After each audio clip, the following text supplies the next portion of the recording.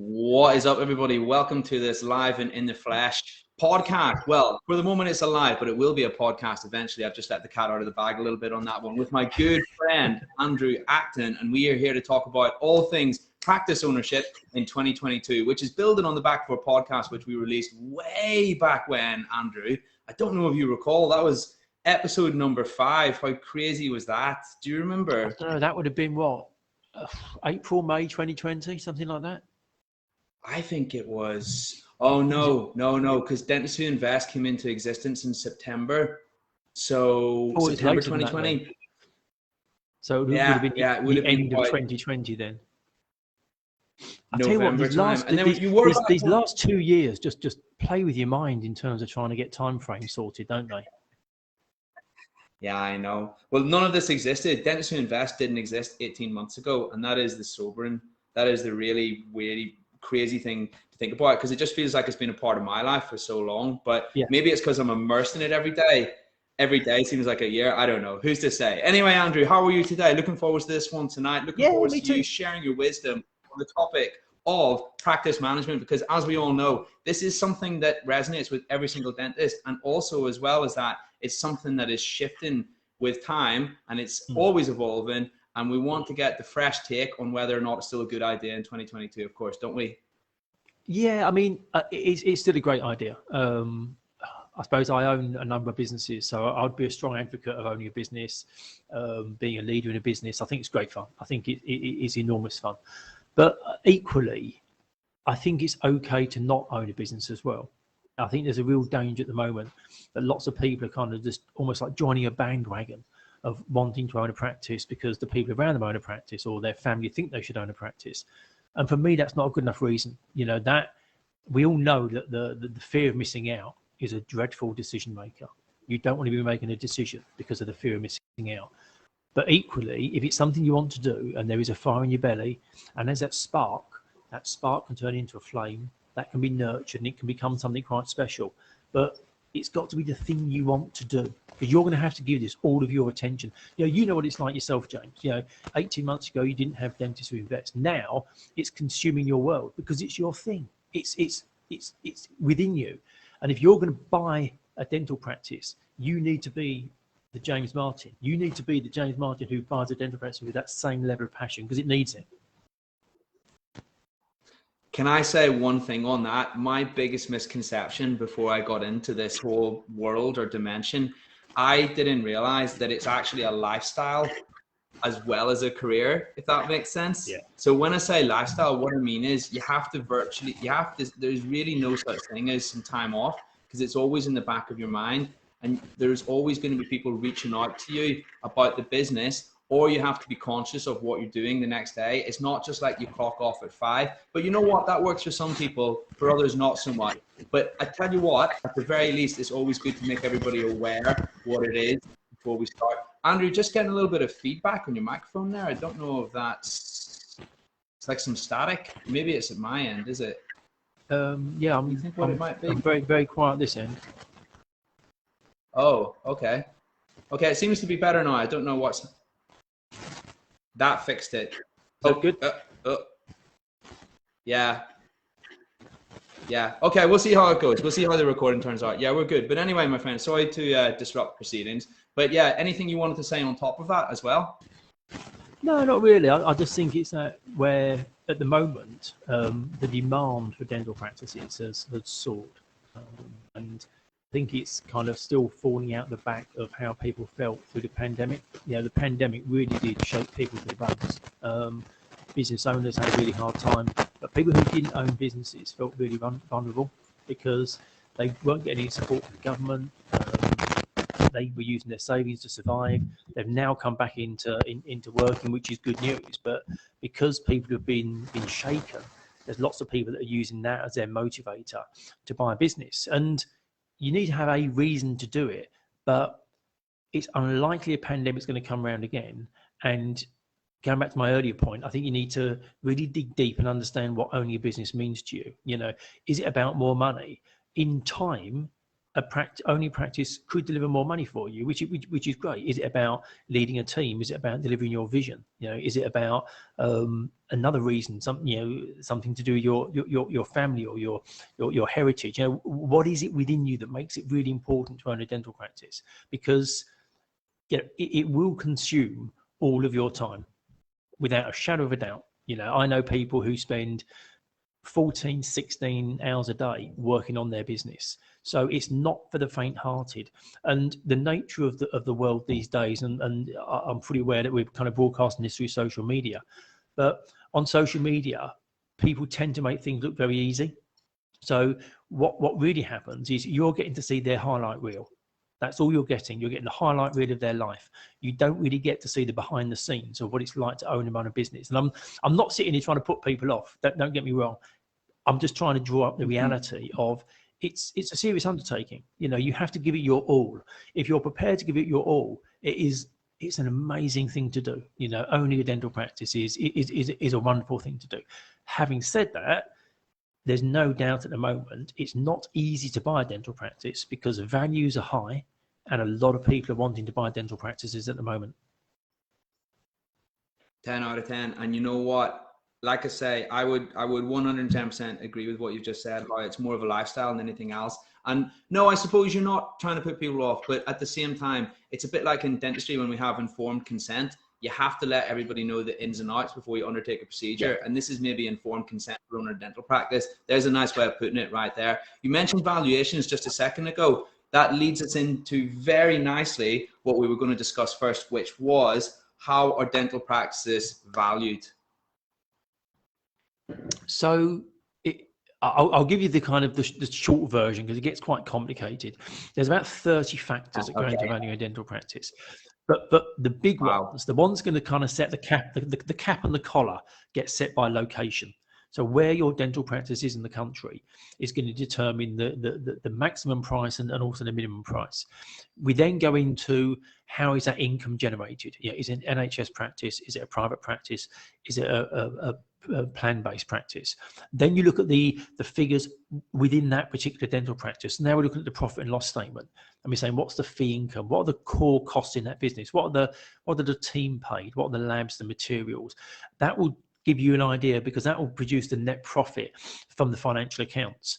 But then what we need to do is look at those financial accounts, and the quick way is to get to an Ebitda.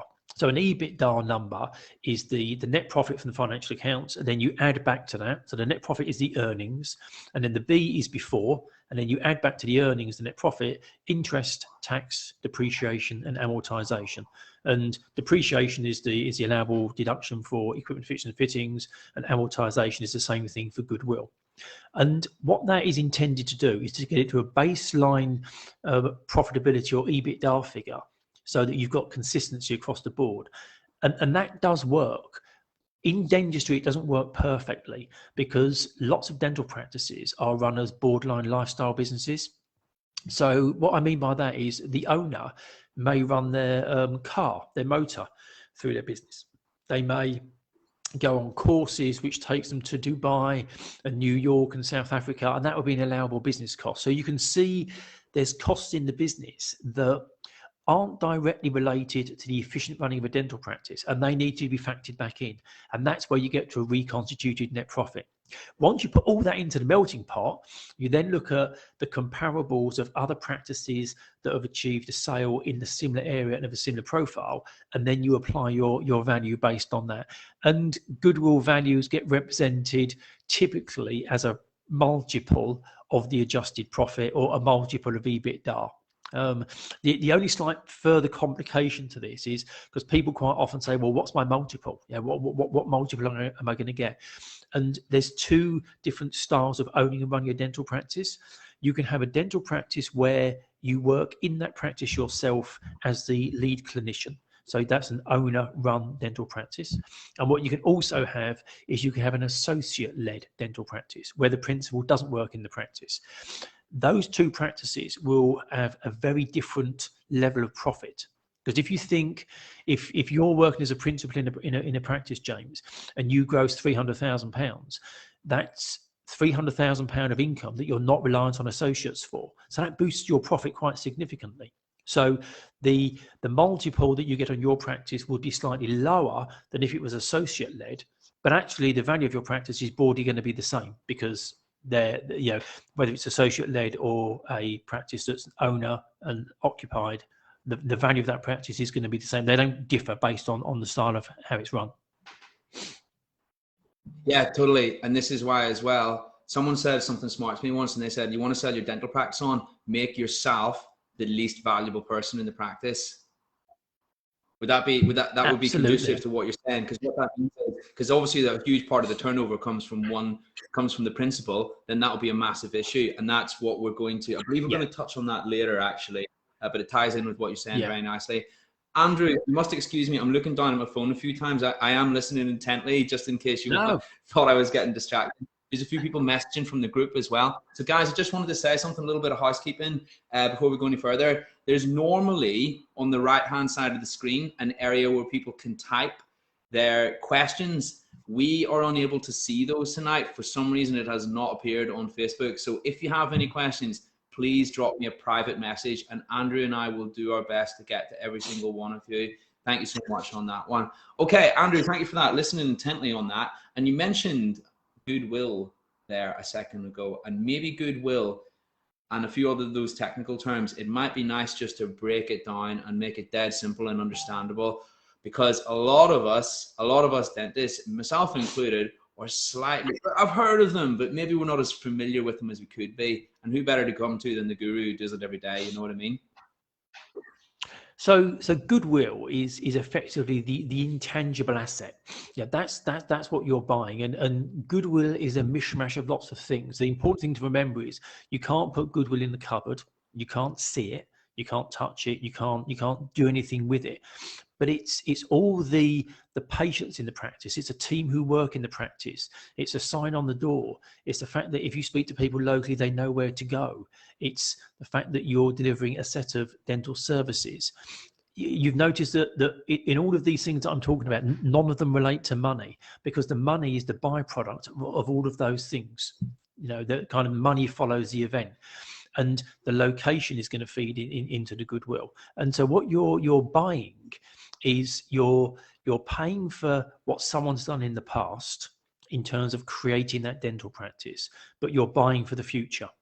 So you're paying for the past, but you're buying for the future. And you do have the alternative to set up a squat dental practice. You don't have to buy a dental practice. You can create a squat. In that scenario, there is zero goodwill to start with, and you're going to build that goodwill yourself. So you're going to fit out the premises. You're going to put the sign up.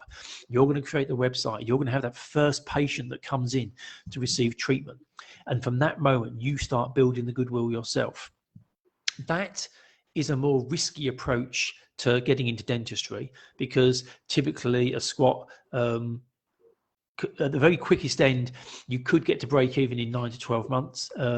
Typically, people are looking at sort of 18 to 24 months to get it really working. Whereas if you buy an established dental practice where you pay for the goodwill, all things being equal, you'll take it over and it will continue to do what it's done before, so long as you treat it in a similar way. And then the hope is you then grow it on from there.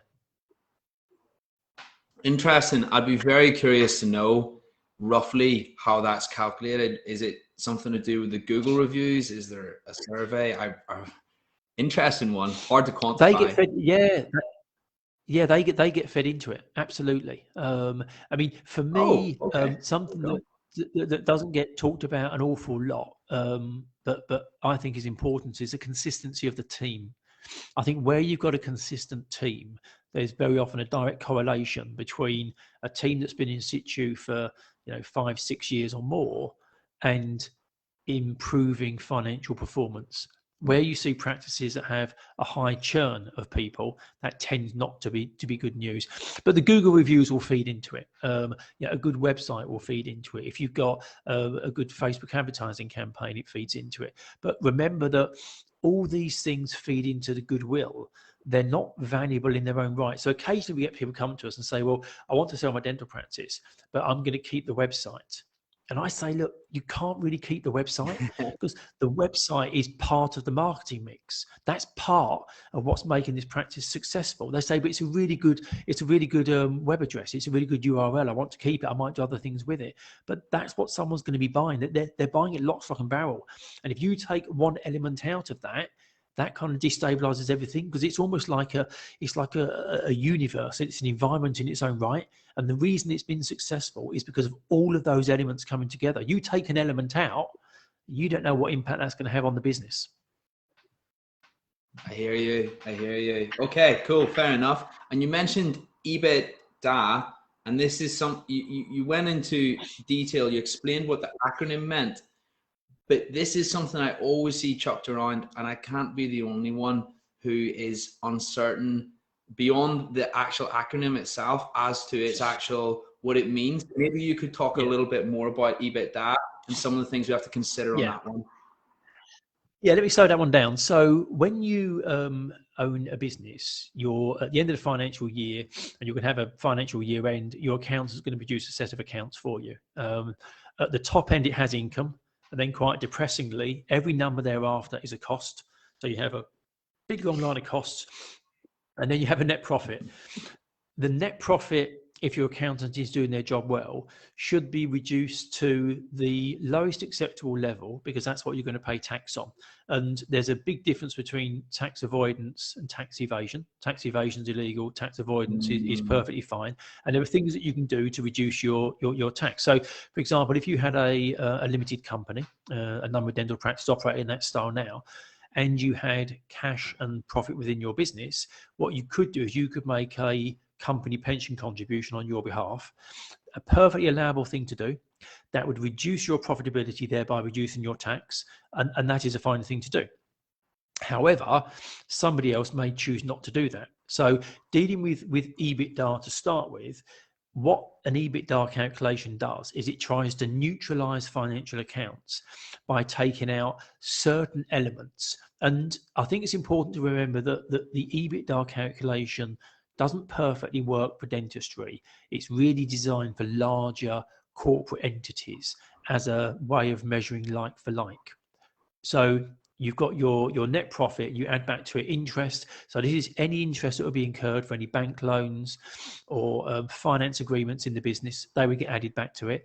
There will be tax added back. But then again, remember, depending on the trading environment, lots of dental practices now operate still as sole traders and partners. Therefore, there's no tax within the sole trader partnership accounts. It would be personal tax payable, so that wouldn't feature, but it would in limited companies. You then have depreciation, which is the allowable deduction for equipment, and then amortization, again, the allowable deduction for goodwill. So when you take those back, that's where you get your Ebitda number. And it's important to understand what the numbers that go into that and what that means. However, as I was saying before, an Ebitda calculation in dentistry doesn't actually go far enough. You need to also then look at a reconstituted net profit as well. Got you. And what would an example of a high Ebitda be? Because I've seen people say like 9, 10, 12, stuff like that. Or is that a hard question to answer? Have I given you a real curveball there when I ask that, or is that fine? No, not at all. I think your 9, 10 probably is the multiple. That's probably the sale multiple, the goodwill multiple, as opposed to the Ebitda. So what you've got is on the financial accounts, you'd have net profit, and on a general dental practice, the net profit would typically come in at somewhere between about 22 and 25% on the financial accounts, something in that order. And then an Ebitda would then probably increase that to somewhere between 27, 28, 30%. But then importantly, the next stage on from there is the reconstituted net profit. And that's the one that probably gets it to something like 35, 38%. The exceptions to the rule are practices that do specialist work. So specialist work tends to be more profitable than general dentistry. So for example, if it was primarily orthodontics, very often the profitability of those can be in the 40s, sometimes even riding into the 50% of turnover. They're phenomenally profitable. Wow. Okay. I've heard of net profit, but not reconstituted net profit. How does that change things? So the reconstituted net profit. So if we think about that set of financial accounts again, that net profit at the bottom, we've done the Ebitda, so we've added out the interest, tax, depreciation, amortization, and then the reconstituted net profit is taking out those elements that are personal to the person who runs the business. So motor, Right. if you run motor vehicles, that would come through. If there's traveling costs, if there's an exceptional amount of repairs and renewals, that would get added back. But a really important one to factor and think about as well is I make an assumption when running a dental practice that the principal, the person who owns that dental practice, is going to deliver in the region of about £300,000 worth of dentistry themselves.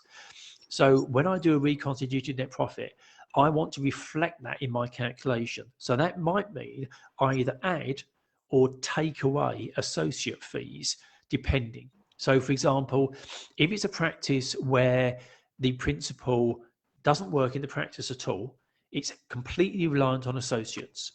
But if I now turn up and I deliver £300,000 of that dentistry myself, I'm not going to be as reliant on associates. So I can reduce the associate fees to reflect that. However, the converse to that, and that point that you said was spot on about make yourself indispensable. If you and a principal who is delivering, say, £450,000, I'm going to have to increase the associate fees because the person who buys your practice, it's unlikely that they're going to come in and be able to gross at that level to start with. So I'm going to increase the associate fees, and obviously by increasing the associate fees, that reduces the profitability.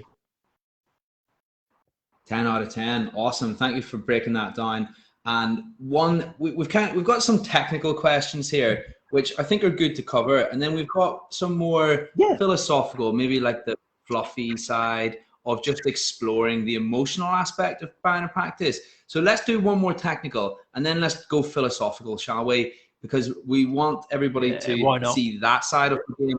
And that's a huge, you know what, that's a huge thing, because you know what, sometimes when we look at a dental practice and we think, is the risk actually, is what I'm staking, you know, purely in terms of a financial decision, is that the best thing? And maybe some might argue actually investing is the best way to go about making gains in your money from the point of view of time, trading time versus money, and also the power of compound interest in the long run. But it's not as simple as that, you know. For some people, it's an emotion-led thing, and we're going to delve into that in just a minute. So our one final technical question was leasehold versus freehold.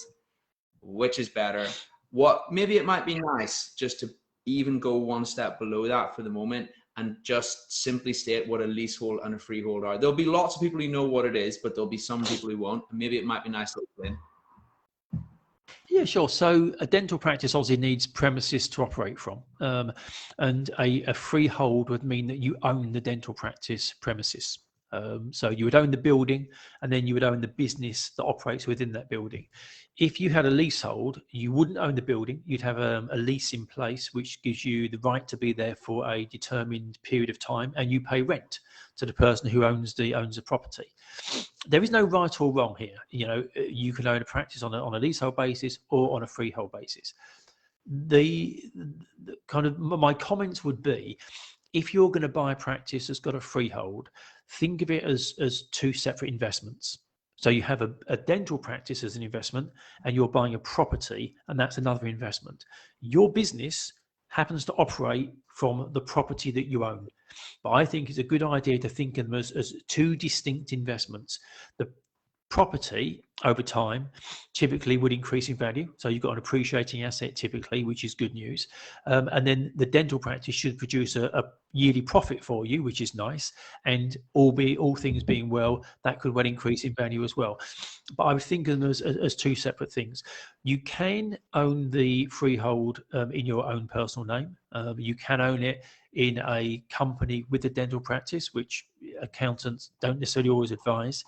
But what you could also do is you could own that freehold property in your pension, which would then enable you either a SIP or a SAS, and that would then enable you to then pay rent effectively from yourself out of your business, a very tax deductible way of incurring a cost, and you then pay that rent into your pension fund. So you're growing yourself a private pension pot by having the property rent paid not into yourself what you're going to get paid income tax on, you're going to pay income tax on, you can make it as a direct pension contribution. So property can be a good thing. However, what it does mean is if you're buying a dental practice, the average practice in the country is about £800,000 and the average freehold is about £300,000. So it's quite an increase on what you're going to be spending if you include the freehold as well, which is why some people opt for a leasehold, or some people may not get the option to buy the freehold, and so they'd opt on a leasehold basis. If you're looking to buy a dental practice that operates on a lease, there's a few things to look out for. Look for the remaining term of the lease. So if it's, say, a 15-year lease and there's 13 years remaining, a bank who's going to lend you money will lend you money over 13 years because you've got 13 more years for the right to be there. If it was a 15-year lease, but there was only 4 years remaining, a bank may well only lend you the money over 4 years. That's going to make that practice potentially unaffordable. So the seller may need to speak to their landlord and get that lease extended. Something else you want to look for as well, is if it's a leasehold practice, is check to see if it's held under the Landlord and Tenant Act 1954, which is very specific. But what that means is that you get the automatic right of renewal of the lease subject to certain conditions. So if the freeholder wanted to take their property back for their own purpose or redevelop it, those are the two main reasons why you wouldn't get your lease renewed. But outside of that, if you've got a lease in place, the likelihood is you will get your lease extended. And when you're buying a business, given that you might own this business for 12, 15, 20 years, it's important to know that lease will be renewed as it comes towards the end. But that's a very quick snapshot of the difference between a leasehold and a freehold. Nice one. Love it. Thank you for breaking it right down as well, because I know that that's something that I vaguely knew what they were, but now I know exactly what they are. And there'll be a lot of people listening who feel the same. Okay, let's talk about the fluffy stuff, the emotional stuff, Andrew, a little bit less of the technical, just to mix it up, spice it up a little bit. How could we, what was it? I'm just looking through my little list of questions here. Let's talk about how much it means to someone. Let's say you've got a dental practice, okay? Or let's say you're thinking about buying a dental practice, and let's say a lot of our friends are out there and they're buying dental practices, okay?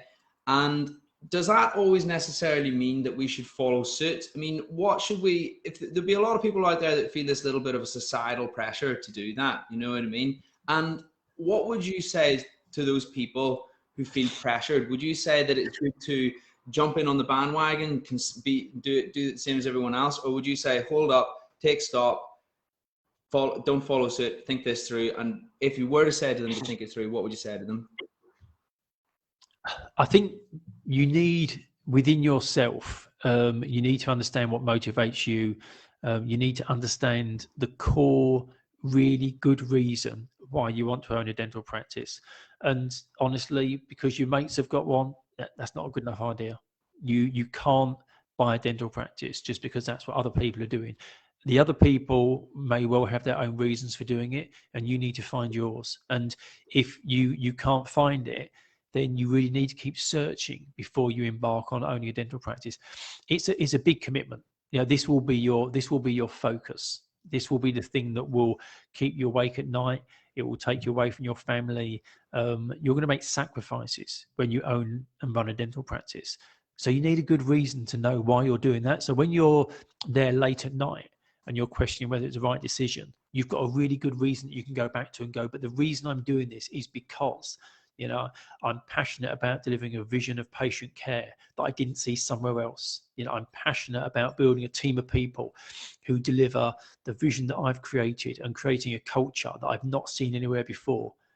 There needs to be a real thing that you can lean back on, because don't get me wrong, owning and running a business is so much fun, but it's not easy. And there are days when you scratch your head and it's like, this is really hard work. And when those days come, you need to have that kind of core strength to understand why. And for me, as a reaction to the pandemic, because your friends have got a dental practice, and the other one as well is to earn more money. I mean, sure, over time, owning a dental. Sorry, James. Yeah. I was going to say that as well. Yeah, sorry, I was going to say that as well. Like I think that there's this where a lot of that comes from is there's an illusion. Maybe you'll correct me whether I'm right or wrong on this, but from what I know and from what I've heard, it isn't always the case. But there's an illusion. Here's your associate pay. You own a practice, and this becomes your pay. Yeah, but that would be the received wisdom. But just like lots of received wisdom, it's not always necessarily correct. And you were just about to, sorry, just before I jumped in there, you were just about to jump in and say why this is the case or what your thoughts are on this. And I'm listening with all ears, because this for me is going to be shattering the most common misconception. James, this is your show. You jump in as much as you want, honestly. No, look, I'm going to do this. I'm zipping my lips for everybody on the podcast. I didn't mean to. I don't want to be rude. So, as a general rule of thumb, if you own a dental practice, you will earn more than working as an associate. And we'll come on to the other things it brings to you as well in a minute. But as a general rule of thumb, you will. It still means that you're going to be delivering a significant amount of clinical dentistry yourself. And typically principals work something like 3 to 3.5 days a week clinically, and then they spend the rest of the time working on their business. As an associate, if you're working clinically for 4.5 days a week, 5 days a week, in the short term, you're probably going to earn more money because you're literally just doing more clinical dentistry. So you're actually working more clinically. But by owning a business, what it gives you the ability to do is build a team around you. It gets you in a position where you earn the net amount received from associates and therapists and hygienists, and it gives you the ability to wind back on some of your clinical work. But that doesn't happen overnight. To start with, you may end up having to spend more time on your business, which means less time clinically, and as a result of doing that, your own earnings may drop slightly. But this is part of a bigger plan. This is something that you're perhaps working to over a period of time. And this is important, that when you're thinking about buying a dental practice, is also doing a personal budget, because the amount you earn might not be the amount you need. So you need to understand, if you do your own personal income and expenditure statement, how much do you need against how much do you currently earn? Because if those are two different numbers, that will give you a much better idea that when you go into ownership, if for a period of time you're having to invest quite heavily in the business, working with a team, understanding what motivates them. You might have to do some training. There might be some work in terms of putting in place some infrastructure that wasn't there before. You've got that capacity and that redundancy in what you were earning to be able to spend that time doing that. So I still see some associates who gross at a phenomenal level and do incredibly well. I also see principals who do the same. I also see associates that don't gross at particularly high levels, and I also see practice owners that aren't necessarily getting the financial rewards they were hoping for. But as a rule of thumb, I would say that if you own a dental practice and you work in that dental practice, you're over time going to earn more from dentistry than working as an associate. What you also have is you have an asset as well, which, all being well, at some point you're going to be able to sell that asset on, and that's where you're going to get a capital lump sum as well. You know what? Thanks for clearing that up, because, maybe what I've just said is reflective of my little bubble, whereas you meet hundreds of these people. So you're going to be so much more informed on that than anybody else. You said the word team just a minute ago. This is another thing we have to think about, especially in 2022. It's so hard to get dental nurses. And it's also very hard in parts of the country to get associate dentists. Have you noticed any trends, Andrew? Which areas of the country are more favorable to building a new dental practice because there's more free labor versus other areas? What would you say on that one? Any input? It's affecting the country, top to bottom, left to right. I think there's a chronic shortage of nurses. I don't think it's quite as bad on the dentist, the associate side. I think the nursing side is the bit that's hurting people hardest at the moment. I've seen lots of practices which pre-pandemic were paying nurses something in the order of £9 to £10 an hour. Those practices now are up to £14, £15 an hour for their nurses. That's significant increase. The brutal reality is you need nurses, you need good quality nurses, you need reliable, consistent nurses to deliver really good patient care. And it's just one of those things that things tend to go in kind of, cycles, like sort of financial cycles. And at the moment, the demand for dental nurses is incredibly high, which means the cost for dental nurses has increased. That, in the short term, does immediately impact the profitability of a dental practice, because I would typically expect the cost of a team in a dental practice to be about 20% of turnover, something in that order. That's what I'd broadly expect it to be. If the nurses have gone from £10 an hour to £15 an hour, that's going to push that percentage up. But for me, that's a percentage of turnover. So we also need to remember what's happening in the practice at the other end of the profit and loss statement, which is the income. What's happened to the income in that practice? And whilst it's very sensitive at the moment, because some practices are struggling to get patients to visit the practice to hit their UDA quota. Private dentistry is in really good shape, but you can address the increased costs of your team by paying them more money, by adjusting your prices. And so if you put your price up by 1.5%, 2%, that would probably cover out the increased cost of your team.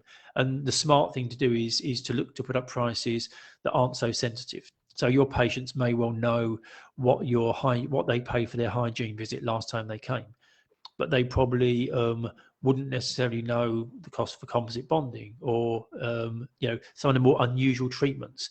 And so you may be able to put the price up of some treatments which patients don't have that regularly by an amount that would more than cover the cost of those team members. And it's trying to balance that income and the costs to maintain your profitability. But going back to your point about recruitment, I don't think there's any part of the country that's really been unaffected. There is an interesting point that's also coming down the line as well that relates to the pandemic, which is when the pandemic hit, everybody left the big cities and the towns and they kind of went back home. And there was a lot more activity in more rural locations. But since the end of the work from home mandate from the government just last week, we are seeing already a return to numbers of people to the larger cities. And whether that's going to change how people feel about whether they want to work locally or whether they do want to get back into the towns and cities, it's a bit early to tell. But I think that kind of migration out of the cities over the next 3 or 4 months could change as people start heading back into the big towns. You know what you said just then about putting prices up of the slightly more unusual treatments? That is a gem right there for principals, but also for associates who want to gross more too. You see your patients every week. You see lots of patients that know what a fill-in is, that know how many fill-ins you've done from them over years, but then all of a sudden they want something slightly more elaborate. That's where, if you want to increase your turnover, those treatments, it's certainly a lot more favorable to increase those. Just like you said, not just for principals, but I would also make the point that that's for associates as well, which is slightly moving away from practice ownership, but still a gem. And that really stuck with me. So thanks for that, Andrew. I was also going to say as well, one thing we should talk about, and it is important to talk about, banks, loans, interest rates. What sort of deposit we put on our houses? We put down a deposit. What sort of deposit should we be looking at for a dental practice? What's a favorable one in terms of interest rates? Quite a lot to unpack there. What would you say on that topic? So the typical deposit to buy a dental practice is quite broad. It's somewhere between 10 and 20% of the purchase price. And a lot of that comes down to the quality of the practice you're buying, but also what your own personal profile looks like. So I always say to people, you will probably get away with a 10% deposit, but plan for a 20% deposit. And then if you don't need the extra, then happy days, go on a cruise, go and buy yourself a nice watch, whatever you want to do with it. But if you do need it, at least you've got it there. At the moment, the banks are still incredibly generous to dentists, and the interest rates have gone up a bit. The average rate at the moment for an acquisition loan is about 3.25% above base rate, base being at 0.25. So 3.25 is slightly higher than it would have been pre-COVID. However, I'm not a dentist. So any venture that I go to my bank for to help me, The maximum they'll lend me is 50% on any new venture as an absolute maximum. And my interest rate is going to be somewhere between 6 and 7%. So as a contrast, as a dentist, you're going to get probably 85, 90% funded and 3.25%. As a non-dentist, I'm going to get 50% at best, and I'm going to pay 6 to 7% interest rate. So the worlds are very different. The banks still love dentists. They absolutely adore lending money to dentists because they've got a mandate from the government to keep lending, because that's going to help us get out of the situation we're in and get some money in the coffers so that the government can be repaid. But also, where you need to keep lending money, you just look for markets that are safe. Healthcare has always been safe. When you then look into healthcare, there's certain elements of healthcare that are slightly more risky than others. So, for example, care homes. Care homes is a more risky element of healthcare than dentistry. So once you put a tick in the box and say, well, let's lend to healthcare, when you then get into healthcare, dentistry, the bad debt rate in dentistry is so phenomenally low because the core fundamentals of a dental practice work. Where a dental practice doesn't work and a bank has the risk of losing money is where the principal, the person who owns the business, takes too much money out of the business for their own personal reasons. So they might have invested in a business outside of dentistry, or they might have a penchant for cars or wine or whatever it might be, and the money gets spent outside of the dental practice, and that's where the dental practice comes under pressure. But the fundamental financial mechanics of a dental practice, it works really well, and that's why the banks like it. That's awesome. Cool. Thank you so much for that. And then what we are going to do very shortly, guys, so I'm just looking over here, we've got one more thing to get through, then we're going to throw the mic out to the floor. And I've had a few questions creeping in over Messenger just as we've been conversing, Andrew, so we will answer those first, those ones that came to us, and yeah, we'll go from there. So we've got one final question before we throw the mic out to the floor. Feel free to send me some more questions over Messenger. Everybody who's listening, feel free to ask Andrew anything you like about owning a dental practice or even selling one, because that's also Andrew's forte as well, of course. So final question on the agenda tonight, final thing we wanted to talk about: should I buy a dental practice with my friend, my closest friend? We go way back when, I trust him with my life, all of those things. Is that a good idea? Is that a bad idea? Things that I should consider before I do that, because we don't want to see any friendships ruined, of course, do we, Andrew? No, absolutely not. Absolutely not. And buying with a friend can help because, like I say, the average practice the average value of a dental practice at the moment is about £800,000. So if we assume it's prudent to have a 20% deposit, even though you might only need 10%, 20% of 800,000 is still £160,000. That's a large sum of money for a relatively young person to have access to. Typically people who buy practices around the 27, 28, 29 years old. So that's not long out of dental school. So that's a large amount of money. If there's family money to support them, it's doable. But if there isn't, sometimes clubbing together with a friend means you don't need to find 160. You might only need to find 80. So that makes it a much better situation. However, remember that you're entering into a business agreement with this person that will look and feel a bit like a marriage, in that you're kind of linked together, and you're linked together in a very deep and meaningful commercial and financial relationship. And that needs to be fully understood before you start on that. And the reason that I labour the point is that relationship is going to finish at some point somehow. So at some point, that partnership is no longer going to continue, which is why it's absolutely vital at the front end, two things happen. One, you establish who's going to do what in the business. So ideally what you want is the perfect Venn diagram. You want the bit where I do this, you do that, James, but we have a bit in the middle where we cross over so that nothing gets missed. That's the perfect way to work. But you need to understand who's going to do what at the beginning, so you're covering all the bases. The second thing you need to do is you absolutely must get a solicitor, and ideally a dental specialist solicitor, to produce a partnership agreement or a shareholder agreement if you're going to be buying a limited company. Because why things are on good terms, happy days, no concern, no problems at all. If and when you fall out, or when something changes and you then have to go back and look at this agreement, it will be really important what's captured in that agreement. Hopefully it's not needed, but the nature of life is that when you pull that agreement out, something's gone wrong. So it's important you've got that agreement in place. And then the last point I'd say about, is it a good idea to buy with a friend? If I asked you, who would you buy a dental practice with? If you couldn't answer instinctively in under 3 seconds, then you've got to question whether that's the right person you should be buying with. You know the thing that if you have to go, so who, isn't it? Do you know that thing? They have a thing, don't they? Where, do you know, if you're struggling to make a decision, they say the best thing to do is, should I go left or should I go right? They say if you toss a coin, when you toss a coin in the air, before it lands, your brain will be hoping for heads or tails, because instinctively you probably already know what you want to do. And it's the same thing with a friend and a practice. The chances are you either know exactly who that person is, and if you're struggling to think of the right person, then I'd say that probably isn't a good idea to buy a practice with somebody. Now that is food for thought, and also a nice way to make decisions just generally in life as well. Thank you for that. Full of gems tonight. Thanks so much, Andrew. Okay, guys, we're going to throw the mic out to the floor now. So we've had a few questions coming in over Facebook Messenger. So I'm just turning to my phone now so I can read out the first one.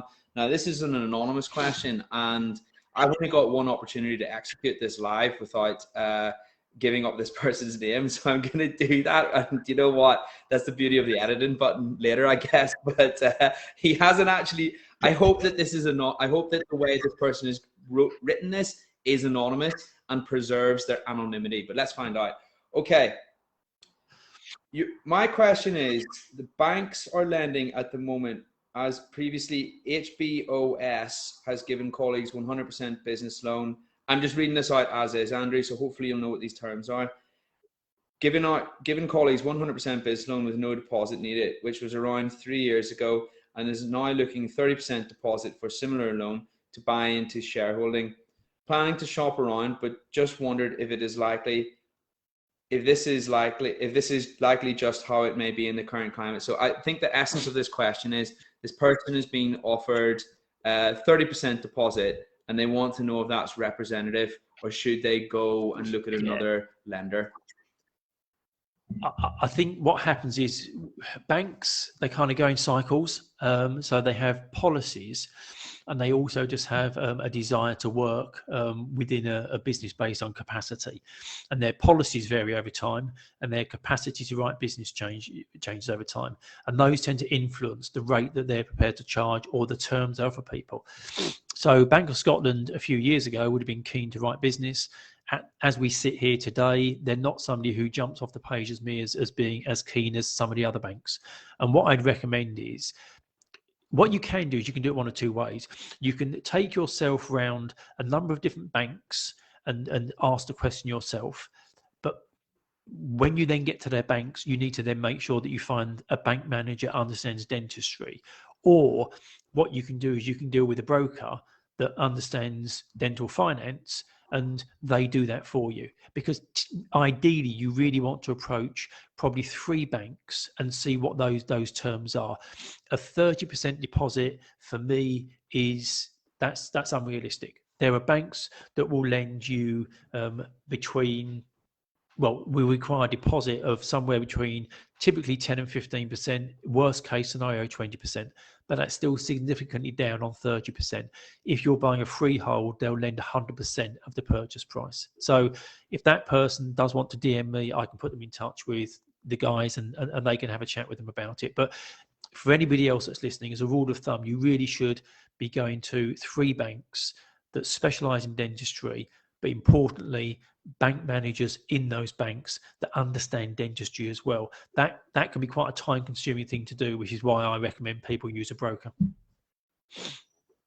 110%. That's excellent. Great answer. And we also managed to preserve whoever that person was, their identity, and keep it off camera, which is great. Yes. Excellent. We've got another question coming in. I'm not sure if this is an anonymous one or not, but we'll presume that just in case.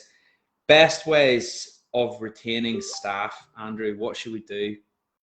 Now I know you're not a So dentist, Andrew, obviously, but maybe you're coming at this more from the point of view of what you see in current trends in practice, and how that might reflect upon their valuation, and what those well-run practices have done so that they've been enabled to keep their staff. I guess that's more your angle on this one, really, isn't it? yeah, exactly. And I don't think we can shy away from pay. I think there's a baseline pay that people need. We're not talking minimum wage, we're talking living wage plus a bit. I think you need to pay people an amount of money so that they can live their life and they can enjoy themselves within the bracket of the sort of job they're doing in their practice.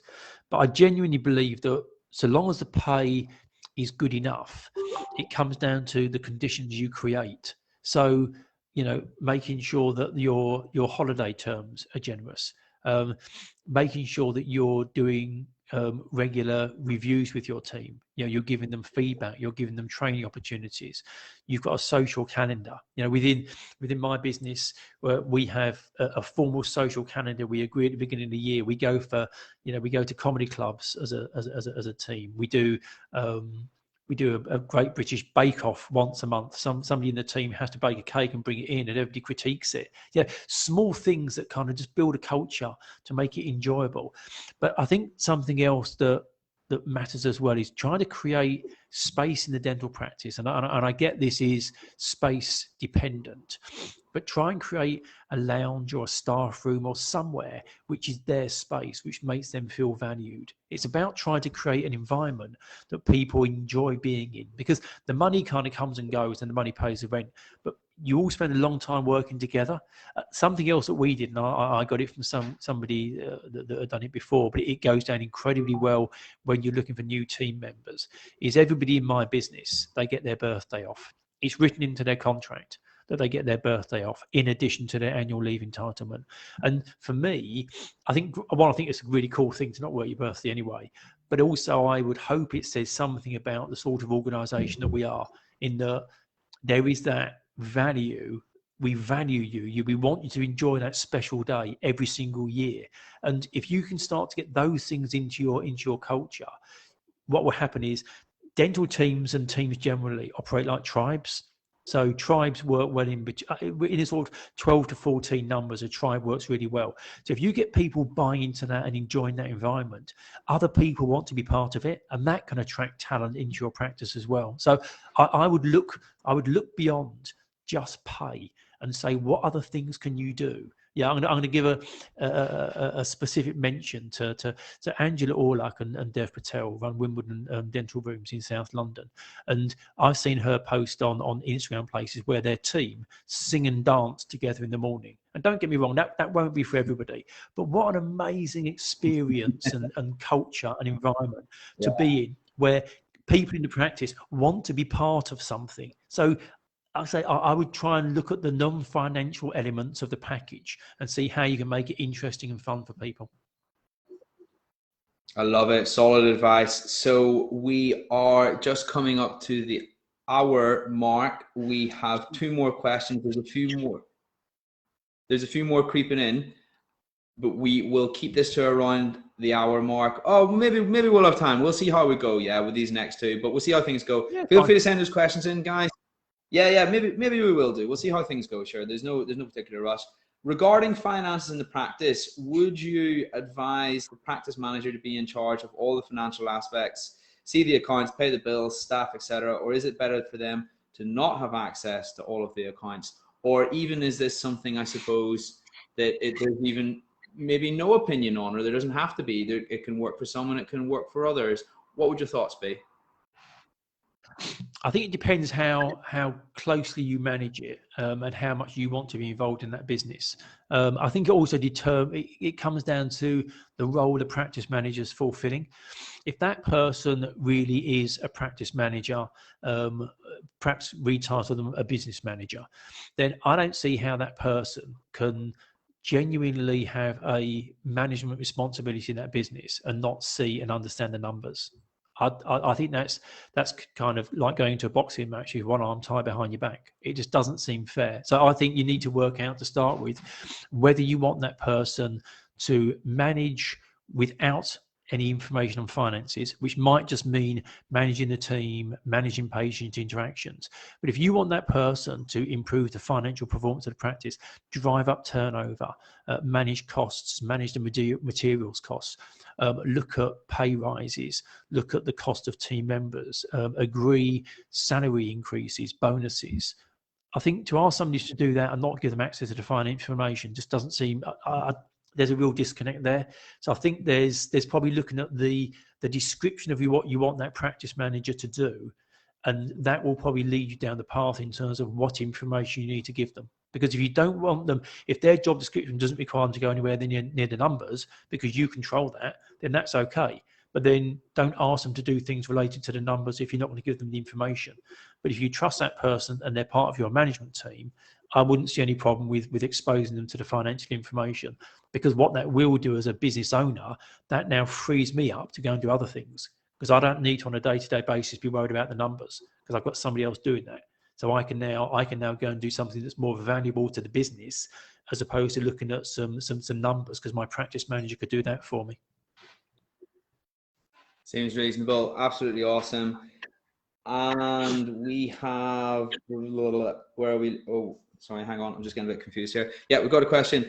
Would you, Andrew, recommend buying to establish practice as a third partner, or look to go it alone with a squat? I suppose that was the question. There's probably quite a lot of unknowns in there and variables, I'm going to say. But is there anything that you can offer from that information that I've given you just then, Andrew? So I think if you're going to buy in as a third partner, one, you're going to be either in a minority share, or you're going to be a third equal partner. But remember that from that point of view, you don't have overall control. So you're going to be working in a democracy. You're not going to be able to make all those decisions and point it in the direction that you want. So make sure you're comfortable as a person who's getting into practice ownership and business ownership, that you're not going to be in charge of your own destiny. You're going to be working in a collaborative measure with other people. So that's an important point to note.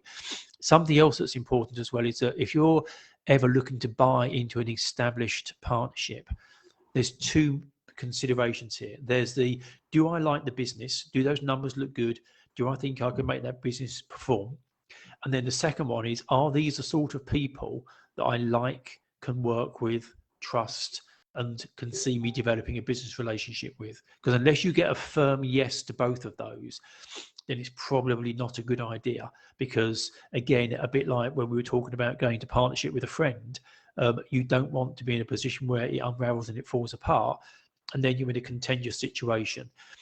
The second point to that was, or should I set up a squat?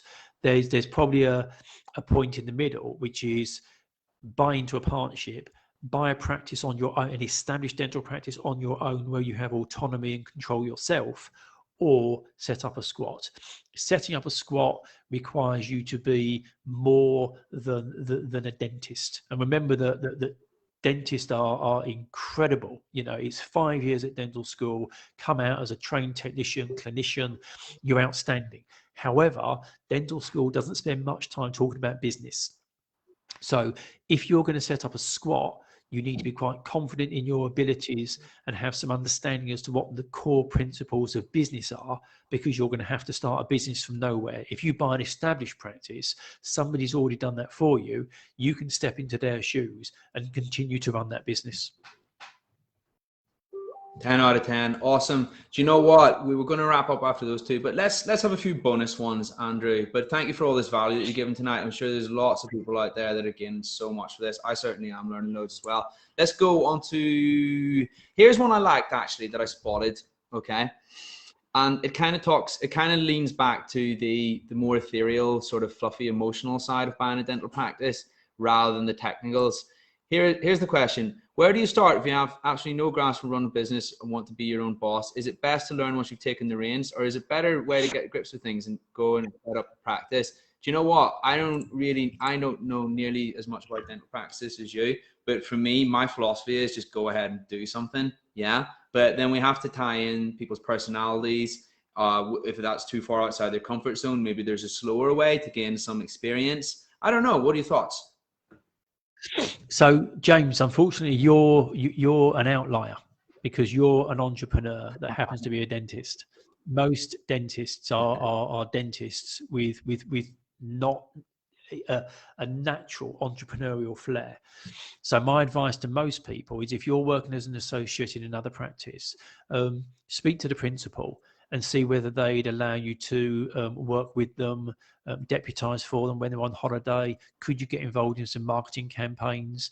Could you get involved in perhaps training or developing some of the team members in the business?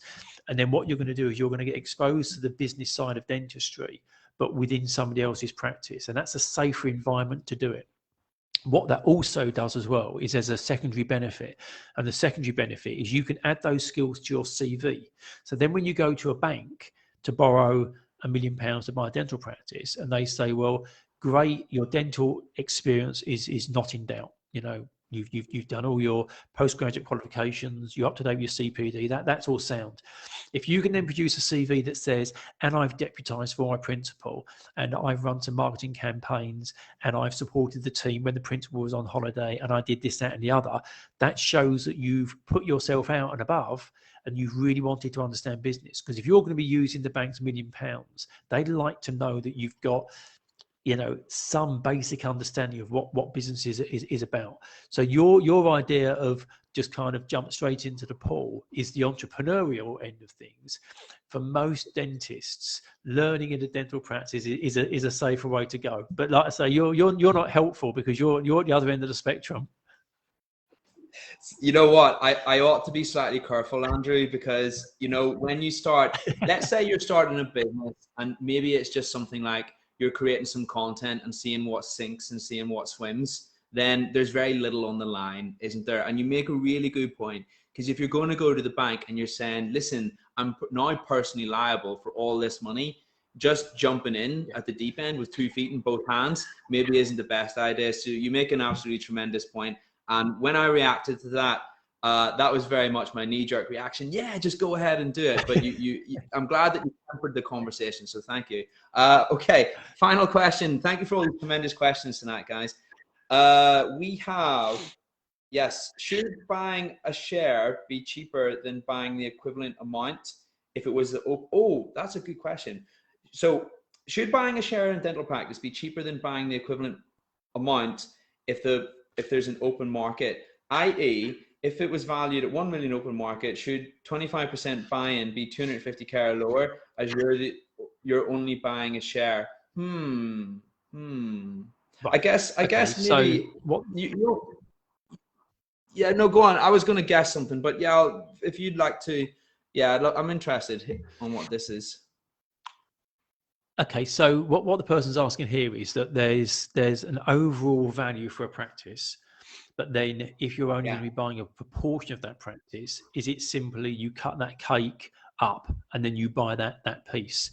I can understand the logic as to why that would make sense, but it doesn't. Right. I think maybe the question is slightly more along the lines of if they were to put the practice up for sale on the market and it was to be worth 1 million, right? Then normally to buy a quarter of that, it would be worth 250k. But what the person who's asking this question is saying, that would you expect that if it was not on the market and it was a deal between you and your mate, that you might pay more or less, or what should the dynamic be? If I've understood it correctly, Andrew. Okay, well, what I'll do is let me answer that bit first, and then I'll go back to the first point because they are related. So if you've got a friend or someone you know, and they're going to buy into your practice, and let's use the example in the question, it's £1 million, and somebody comes in and says, well, I'd like to buy 25% of your business. You know, it's £1 million, so surely 25% is worth 250,000. It's not, because when you end up with more than one person owning a business, the way that you're going to get out is you are more than likely going to sell your share, or you're going to sell the whole business together. But if you sell a share, going back to my point before about you have to assess the business and the other partner or partners in that business, because of the increased assessment, and there aren't as many people who want to buy into a partnership as there are buying complete practice, the value of that share is reduced. So in the example where it's £1 million, the share, the 25% share, wouldn't be 250,000. It might be £180,000 or £200,000. There will be a discount because what you've now ended up creating is a partnership, and partnerships are not as desirable as a whole practice. But going back to that thing about if it was off market and if it was your friend, what you want to agree with your friend is entirely up to you. What I would say is important is the start point should always be to get a valuation so you know what it's worth. If you then choose, because they're your mate, to give them a discount on it, that's your choice. But you should always know what the true market value of it is. Because if you don't know that, one, you don't really know if you're discounting it or not. And two, I always think it's nice if you are giving a discount of some sort with anything, that the person who's receiving the discount knows they're receiving a discount. So even in dentistry, if say you were going to do a filling and the filling should be £120, but you're only going to charge somebody £80, I would say it's really important for that patient to know that was £120 filling, but actually today I'm going to discount that for you to £80. They need to see the fact that there's been a discount. And it's the same with if someone's going to be buying a practice, they need to know what the market value is. So there's an appreciation of the discount that's been afforded. You know what? Thank you for that. There was maybe two interpretations there. I'm actually reading it again. I think it might have been more leaning towards what you were saying, but regardless, we've covered both eventualities anyway. Andrew, we're coming up to just over the hour mark. There's been so much value there tonight. Whether you own a practice, you're thinking of buying a practice, or you're going through the process, there'll be something in that for everybody. Andrew, we're going to conclude proceedings very, very shortly. Is there anything that you'd like to say in conclusion?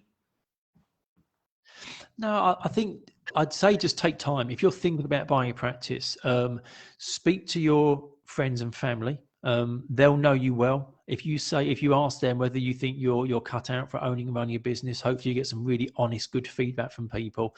Speak to other people that are doing it at the moment or have done it, because they'll give you their interpretation, their view on how it's been for them. But remember that you also need to know what you want as well, because there's a real danger in getting advice from everybody, putting that advice together and not coming up with a conclusion as to what you do, because you just end up with this amalgamation of everybody's point of view. So going back to the very beginning, understand as a core, why do you want to own and run a dental practice? If you can answer that question and it resonates with you and it really does go through to your core, then I think you start on that path and just start looking at practices. Don't put yourself under pressure. Register with some agents, get some details and ask questions, get educated. Just keep asking questions, understand what Ebitda is, reconstituted net profit, really get into the bones of it. Because then when you find a practice that really works for you, you've been through this process a number of times before and you know how to assess it and you know how to take action. But like I say, it's not for everybody, but if it is for you, it's an outstanding thing to do. It really is a wild ride. What a nice way to wrap things up. Andrew, thank you so much for your time tonight. There's a few more questions that have flooded in. Sorry we couldn't get to those guys who asked those questions. Anybody whose question we didn't get around to tonight, feel free to reach out to Andrew on the group, Andy Acton. You'll be able to find him in the member section, and he will be able to help you with anything and everything. Practice valuation, selling practice, everything in that realm. That's what Andrew's forte is. Andrew, thank you once again for coming along tonight. It's been a sincere pleasure. For anybody who wants to view this again, it will be viewable live on the group. I'm going to pin it to the top so everybody can see the video. As well as that, I'll be releasing it as a podcast, so you'll be able to enjoy it in both those formats. Thank you so much for coming along tonight, Andrew. It's been an absolute pleasure, my friend. We'll catch up super, super soon. See you later. Yeah, you're welcome. Cheers, James. Good night, everybody. Cheers. Bye-bye.